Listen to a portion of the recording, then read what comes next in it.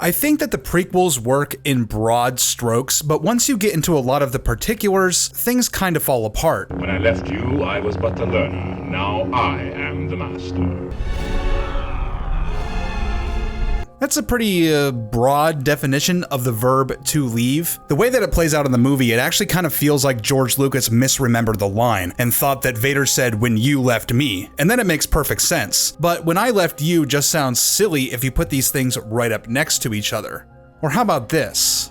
Obi-Wan once thought as you do.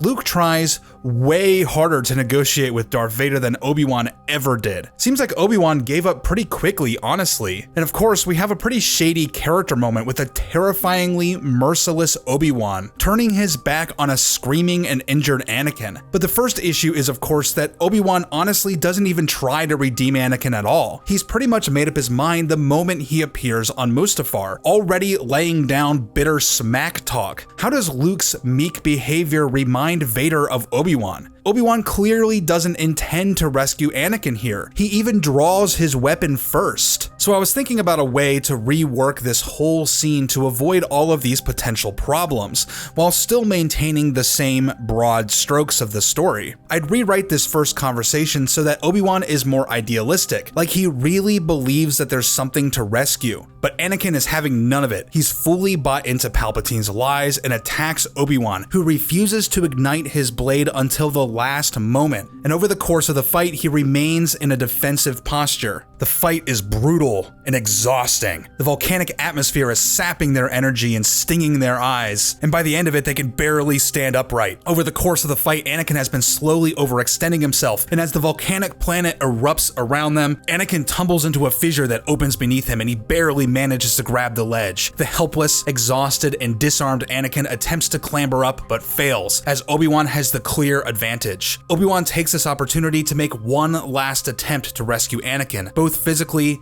and mentally. He pleads with Anakin to come with him and he reaches out to pull him up, but Anakin refuses. He instead decides to end the confrontation on his own terms and lets go of the ledge, tumbling into the fissure to his apparent doom. So it's still a bit of an interpretation, but now Vader really does leave Obi-Wan. It's just a bit of a euphemism now, and it's still far more accurate than the events as depicted canonically. And it means that Obi-Wan isn't a heartless maniac for not attempting to help Anakin in any way. His body is unrecoverable, and when Obi-Wan turns his back on him in this version, he has every reason to believe that he's dead, instead of the moaning, wailing Anakin that he forsakes in the original. But those are just a few quick ideas that I had to restructure the scene. What are your thoughts? Is the Mustafar duel good as it is and you don't see any continuity issues? Or maybe you have a better idea for this scene? Let me know. This video was a bit of an experimental genre of sorts, but if you liked it, feel free to suggest other scenes that I could look at, and subscribe to keep up with more videos in the future. Thanks for watching, and I'll see you next time.